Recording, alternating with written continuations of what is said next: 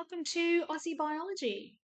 I'm Christina, and since I've been living in the United States, I've been fascinated by all the cute mammals that come out during the day: squirrels, chipmunks, rabbits, and of course, groundhogs.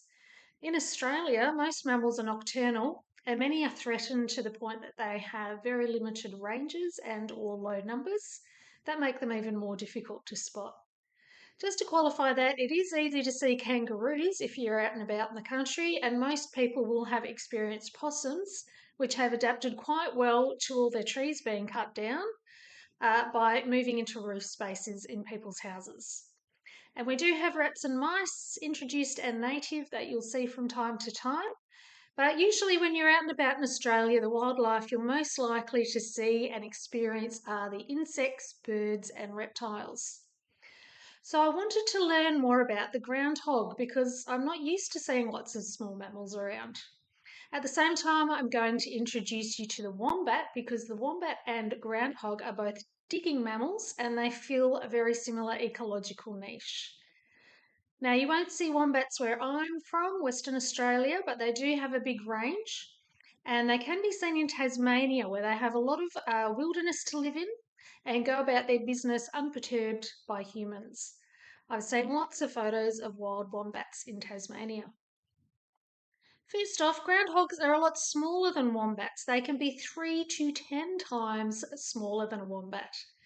Groundhogs range from 2 to 6 kilos, that's 4 to 12 pounds, whereas wombats can be 20 to 35 kilos, which is 40 to 70 pounds.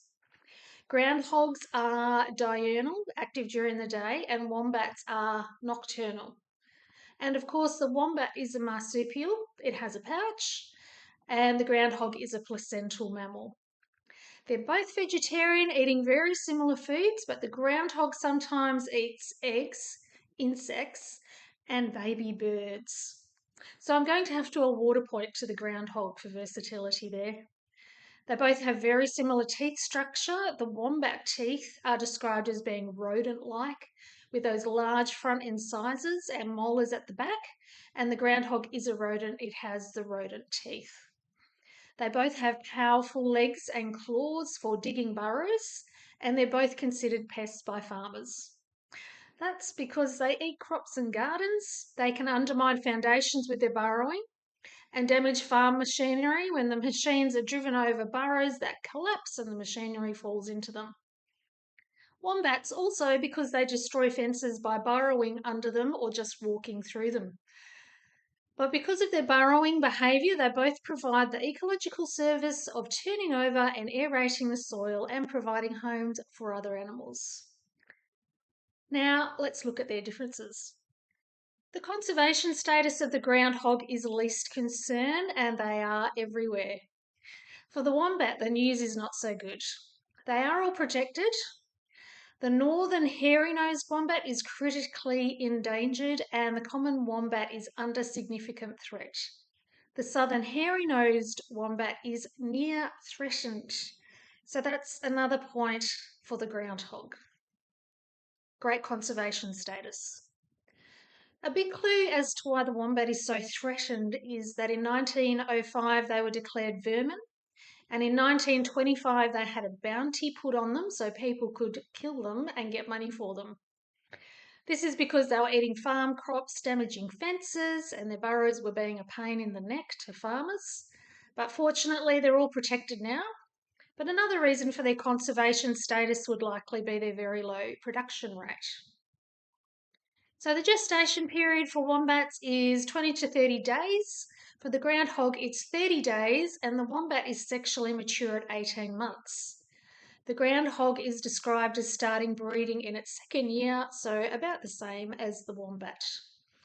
However, the wombat will only have one offspring at a time, and its joey is weaned at 15 months, whereas the groundhog can have 1 to 9 pups at a time, and they are independent within around 5 months of age. So another point for the groundhog. I know at this stage it looks like the wombat is losing, so let's have a look at some things that are unique to the wombat. Wombat poo is cubic. There was a scientific paper written about it, and it was proposed that the intestine wall is thicker or stronger on two opposite sides, causing the formation of cubes of poo. But no further research has been done, and no one knows what the advantage of cubic poo is.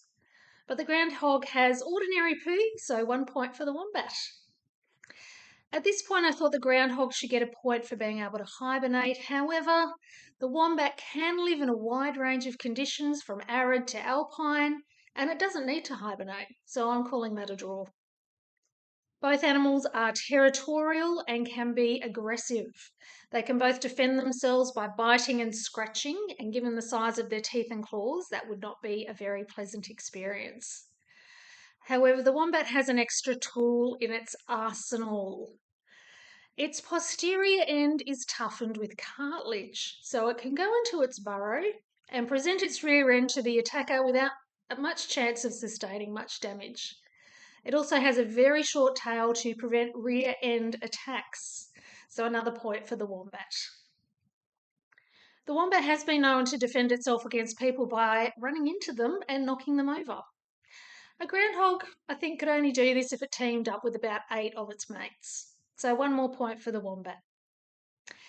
And to finish with a couple of wild and wonderful facts, groundhogs are used in medical research for a wide range of medical conditions. And the fur of wombats glows under UV light, although admittedly the fur of many marsupials glows under UV lights, not just wombats. Well, let's have a look at our total. And it's a dead heat. There is no winner, or there is no loser, depending on which way you look at it. So what do you think? Should the wombat have won, or should the groundhog have won? Do you have anything to add in the comments that could tip the balance in favour of one or the other? And let me know if you've got any interesting stories about groundhogs or wombats. I'd love to hear them.